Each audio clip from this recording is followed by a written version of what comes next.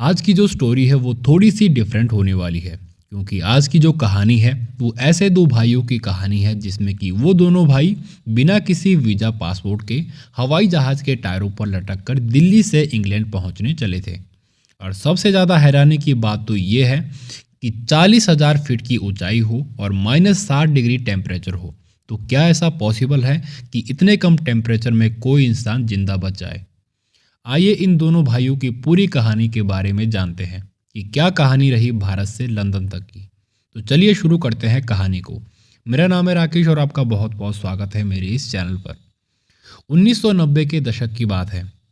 पंजाब में उस समय पे खालिस्तानियों ने आतंक मचा रखा था, लेकिन भारत सरकार और पंजाब की सरकार ने खालिस्तानियों के खिलाफ सख्त कदम उठाकर 1995 का साल आते आते सुरक्षा बलों ने लगभग यहाँ से आतंकवादियों को खत्म कर दिया था। आधों को तो यहाँ से भगा दिया था। इसी बीच रोज जिन लोगों पर पुलिस को शक होता था उनको पुलिस अपने साथ पुलिस थाने में ले जाती थी और सबसे पूछताछ करती थी। इसी बीच पंजाब में दो भाई रहते थे जिनका नाम प्रदीप सैनी और विजय सैनी था। प्रदीप की उम्र लगभग 22 साल और विजय की उम्र 18 साल थी। वो दोनों भाई कार को ठीक करने का काम करते थे, यानी कि गैराज में मैकेनिक थे। लेकिन पुलिस को शक था कि वो दोनों भाई खालिस्तानियों से मिले हुए हैं और वो दोनों चोरी छुपे खालिस्तानियों की मदद भी करते हैं।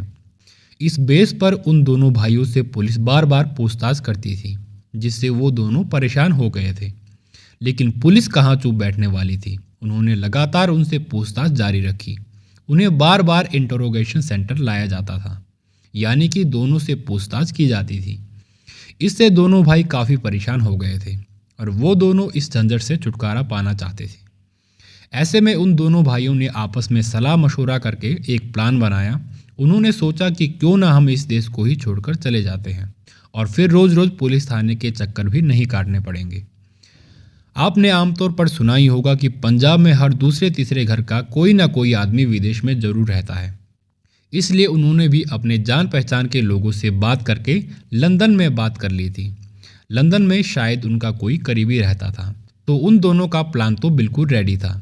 बस एक प्रॉब्लम थी, उनके पास उतने पैसे ही नहीं थे कि जो वीज़ा लेकर लंदन पहुंच जाते।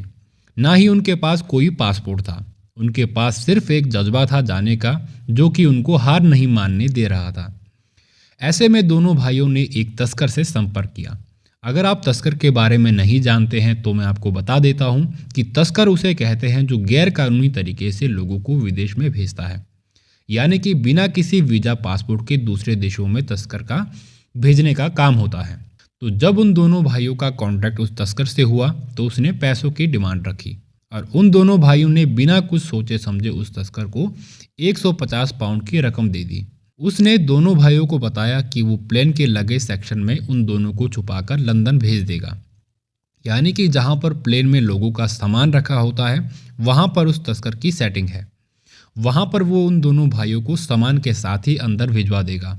और ऐसा उस तस्कर ने उन दोनों भाइयों को कहा था। तो उन दोनों ने उसकी बातों का विश्वास कर लिया। लेकिन उन दोनों भाइयों को क्या पता था कि वो आदमी उनके साथ धोखा कर देगा। कई दिनों तक उस आदमी ने उन दोनों को बेवकूफ़ बनाए रखा। जब भी वो दोनों उससे कांटेक्ट करते थे तो उसका जवाब यही होता था, मैं तुम दोनों को भेजने ही वाला हूँ। लेकिन उसने सिर्फ उन दोनों का बेवकूफ़ बनाया।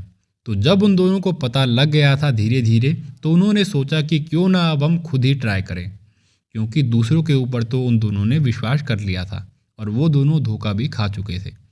इसलिए अब वो दोनों खुद ही कुछ करना चाहते थे। तब तक 1996 का साल भी आ चुका था। पुलिस ने दोनों भाइयों को परेशान करना जारी रखा और तस्कर भी गायब हो चुका था। तो वो दोनों भाई सोचते हैं कि क्यों ना हम दोनों दिल्ली चलते हैं और वहाँ से ही जाने का इंतज़ाम करते हैं। फिर दोनों भाई सितंबर 1996 में पंजाब से दिल्ली चले जाते हैं।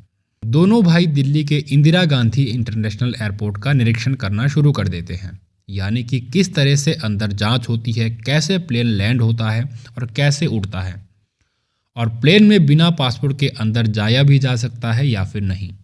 तभी वो दोनों रोज़ उस एयरपोर्ट पर जाते थे। उस वक्त एयरपोर्ट में सिक्योरिटी भी कम हुआ करती थी, इसलिए दोनों प्लेन के अंदर घुसने के रास्ते ढूंढते रहते थे।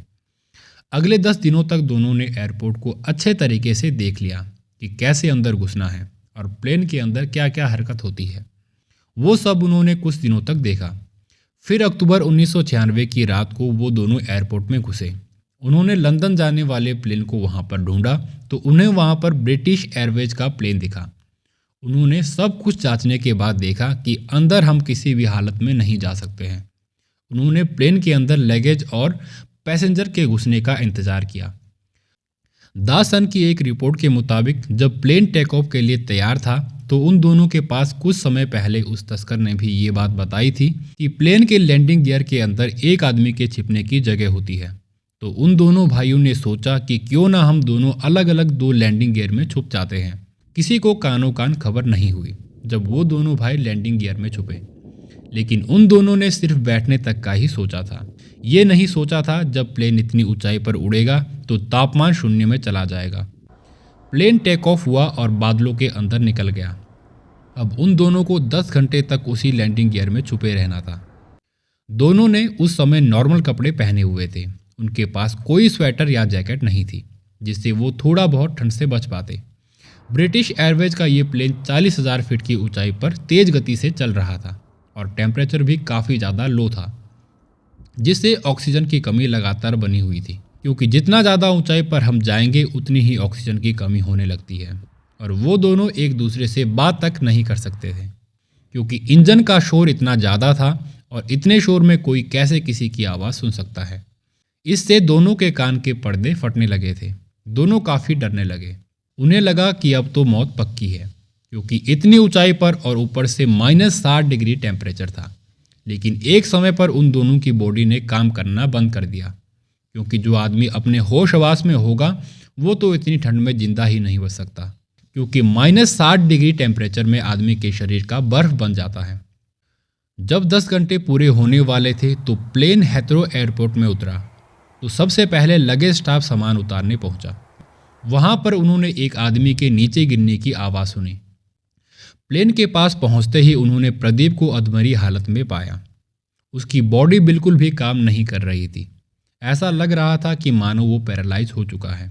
ना ही उसे कुछ भी सुनाई दे रहा था, क्योंकि प्लेन के इतने शोर ने उसके कान के पर्दों को हिला दिया था और उसके शरीर पर बर्फ जमी हुई थी। तो जल्दबाजी में वो लोग उसे अस्पताल लेकर पहुंचे और वहां पर उसका ट्रीटमेंट शुरू किया गया।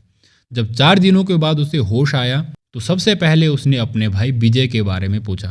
उसने पूछा कि मेरा छोटा भाई विजय कहाँ है, क्योंकि वो दोनों साथ ही वहाँ से निकले थे। लेकिन इसके बारे में किसी को भी कोई जानकारी नहीं थी। तो प्रदीप को बताया गया कि प्लेन में उसके अलावा कोई और शख्स उन्हें नहीं मिला है, ना ही जिंदा और ना ही मुर्दा। तो प्रदीप इस बात से हैरान हो गया कि उसका भाई वहाँ नहीं पहुँचा तो उसका क्या हुआ होगा। उधर डॉक्टर्स हैरान थे कि प्रदीप 40,000 फीट की ऊंचाई पर -60 डिग्री टेम्परेचर के तापमान को कैसे झेल गया, क्योंकि इतनी ऊंचाई पर तो आदमी का मरना तय ही है। लेकिन प्रदीप के लिए ये सब चमत्कार से कम नहीं था, क्योंकि डॉक्टर्स ने बताया प्रदीप की बॉडी ने एक समय पर काम करना बंद कर दिया था, जिसके बाद उसकी बॉडी पर इतनी ठंड का भी असर नहीं हुआ। लेकिन इधर एक तरफ प्रदीप बच गया, लेकिन उसका छोटा भाई विजय लापता था। पुलिस ने प्रदीप के भाई विजय को ढूंढना शुरू किया। अगले दिन पुलिस को रिचमोंड इलाके से फ़ोन आया, जिसमें एक लाश मिलने का जिक्र किया गया था। जब लाश की फ़ोटो प्रदीप को दिखाई गई तो उसने फ़ौरन उसे पहचान लिया। उसने बताया कि ये लाश विजय की है। पोस्टमार्टम रिपोर्ट में सामने आया कि विजय की मौत तो प्लेन की उड़ान भरने के कुछ समय बाद ही हो गई थी, क्योंकि उसकी बॉडी वो तापमान और इतना कम ऑक्सीजन लेवल सहन ही नहीं कर पाई। लेकिन प्रदीप की बॉडी में ऐसा क्या था जिसकी वजह से उसकी जान बच पाई? प्रदीप कैसे इतने तापमान को सह गया? इस पर डॉक्टर्स ने अपनी थ्योरी दी। उन्होंने बताया कि जब तापमान घटने लगा और हवाएं तेज हो रही थी, तब ऑक्सीजन ना मिलने की वजह से प्रदीप के शरीर ने अपने आसपास हो रही घटनाओं पर रिएक्ट करना बंद कर दिया। वो हाइबरनेशन जैसी स्थिति में पहुंच गया, जिसके बाद उसे पता ही नहीं चला कि उसके साथ क्या हो रहा है। और अगर वो हाइबरनेशन में ना जाता तो इंजन के शोर से ही उसके दिमाग की नसें फट जाती और वो भी अपने भाई की तरह मारा जाता। लेकिन उसकी किस्मत अच्छी थी, जिसके कारण उसके शरीर ने रिएक्ट करना बंद कर दिया था। और इतनी तेज हवाएं और इतना कम तापमान तो किसी भी आदमी की जान ले सकता है। लेकिन प्रदीप इस बात से दुखी था कि उसके भाई की जान उसकी वजह से चली गई, क्योंकि वो तो सबसे छोटा था। लेकिन खुद को इस बात का जिम्मेवार बताकर खुद को कोसने लगा। वो चाहता था कि या तो दोनों भाई जिंदा ब्रिटेन पहुंचते या फिर दोनों भाइयों की मौत एक साथ ही हो जाती। लेकिन शायद किस्मत को और ही मंजूर था कि एक भाई की जान बच गई और दूसरा प्लेन के लंदन में ब्रिटेन पहुंचा। लेकिन इस हादसे के बाद प्रदीप की परेशानियां और बढ़ गई। जहां एक तरफ उसने अपने भाई को खोया था तो वहीं ब्रिटिश सरकार ने उसे भारत भेजने की तैयारी कर ली थी। गैर कानूनी तरीके से लंदन आने पर प्रदीप पर मुकदमा चलाया गया क्योंकि प्रदीप गैर कानूनी तरीके से इंडिया से लंदन के लिए निकला था।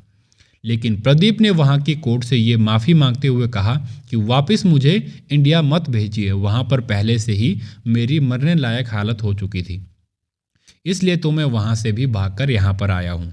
उसने कहा कि उसे लंदन में शरण दी जाए। इस बात को लेकर कोर्ट में काफ़ी बहस चली, तारीखें भी बदली और मुकदमा भी चलता रहा। फिर समय आया 2014 का। कोर्ट ने अपना अंतिम फैसला सुनाया। उन्होंने माना कि प्रदीप अगर इतना मजबूर ना होता तो शायद वो अपनी जान जोखिम में डालकर लंदन आने की कोशिश ना करता। इसके बाद उसे कोर्ट ने लंदन में रहने की इजाज़त दे दी और अब वो ब्रिटिश सिटीजन के रूप में अपनी ज़िंदगी जी रहा है। अब वो शादीशुदा भी है और उसके 2 बच्चे भी हैं। जिस एयरपोर्ट पर वो उस समय लैंड हुआ था, आज वहीं की कैटरिंग कंपनी के लिए ड्राइविंग का काम कर रहा है। वो अपना समय वहां पर अच्छे से बिता रहा है। लेकिन उसके बाद उसके सामने इंटरव्यू की लाइन लगी हुई होती थी, ये जानने के लिए कि वो कैसे वहां पर आ पहुंचा। तो ये कहानी आज के समय में इतिहास बन चुकी है। लेकिन जिस समय पर ऐसा सच में हुआ होगा तो लोगों को तो इस पर विश्वास ही नहीं हुआ होगा कि कभी ऐसा भी हो सकता है। फिलहाल इस वीडियो में इतना ही। मिलते हैं आपको एक और रियल स्टोरी के साथ, तब तक के लिए धन्यवाद।